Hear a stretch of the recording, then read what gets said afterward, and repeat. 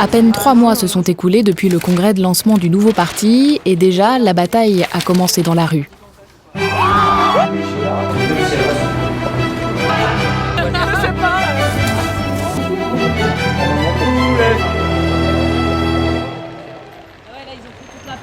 Bah ouais, d'habitude on colle toujours. D'habitude on colle toujours une affiche ici, mais là, on en prend un, non? Sinon on le met au milieu là comme ça, non? Vous croyez pas? Et là, attendez, parce que s'ils arrivent, on après. On discutera. Ça se trouve, on va coller jusqu'à 23h, parce qu'après, nous, on va redescendre, on va se rendre compte qu'ils nous ont recollés, alors on va les recoller, et eux, ils vont se rendre compte que, voilà, ils ont été recollés, ils vont nous recoller, et on n'est pas couchés. Ouais, mais bon. Cette bataille pour gagner des électeurs lors des européennes de ce printemps 2009 devient aussi et surtout une bataille contre le front de gauche, concurrence politique à la gauche du PS et puissante machine militante à tracter et à coller des affiches. Le NPA ne veut pas céder du terrain, mais peine à s'imposer. Ouais. Une grosse NPA. C'est une grosse, non?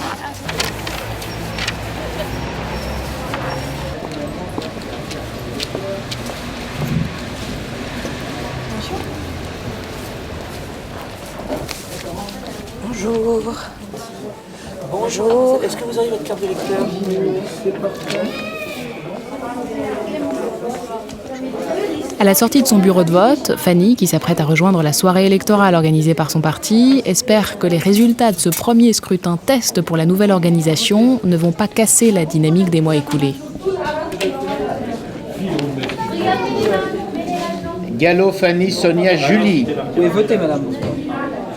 Je pense que la grande question pour nous ce soir, et à mon avis pas que pour nous, c'est qui du Front de gauche ou du NPA sera devant. Ça, c'est la première question. Disons que si on fait plus de 3% et moins que le Front de gauche, on va se poser des questions. Si on fait moins de 3%, il va y avoir une mini-crise, quoi, ne serait-ce que financièrement. Il y a une petite partie de militants du NPA qui ont rejoint le Front de gauche. Il y a eu pas mal de discussions justement par rapport à ça, des tractations, des tentatives sur une campagne commune. C'est pas possible pour plein de raisons. C'est pas possible parce que sur le fond, il y a quand même un certain nombre de débats, en particulier sur le Parti socialiste.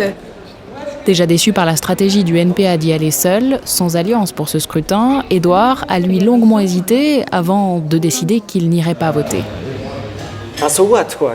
Ok, d'accord, on est les plus machins, les plus révolutionnaires. Nous, on ne s'allie pas avec le PC qui, lui, va ensuite aller pleurer dans les jupes du PS. D'accord, bon, très bien. Mais qu'est-ce que ça apporte? En quoi ça change radicalement les choses pour la plupart d'entre nous? Ça ne change rien. Donc la posture n'est plus suffisante. Plusieurs fois, je me suis dit, j'en peux plus de ces gens qui me sortent des grandes phrases, des gamineries vraiment...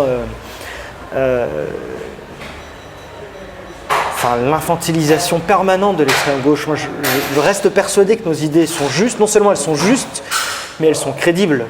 Et que je suis prêt à défendre ce pourquoi je me bats.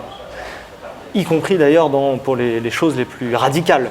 Cette année, si je vois qu'effectivement, en 2009, à l'horizon du prochain congrès, début 2010 je pense, on n'a pas évolué, qu'on reste effectivement à réclamer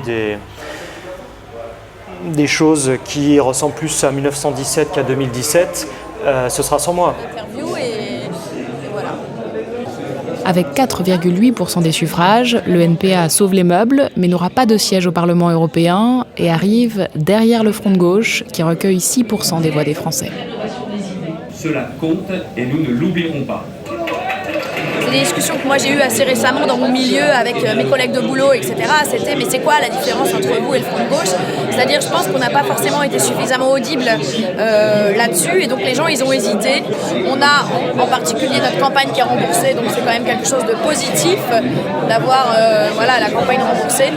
Et donc je pense que ça peut nous permettre de rebondir et de un peu comprendre ces résultats et de peut-être voir un peu là où on aurait pu faire mieux, voir aussi en termes de perspectives, les perspectives qu'on a offertes et qu'est-ce qu'on aurait pu faire mieux en termes de perspectives, qu'est-ce qu'on aurait pu faire de mieux aussi en termes de campagne sur le terrain, militance, etc. Donc c'est pas la catastrophe et c'est pas non plus méga génial. Voilà.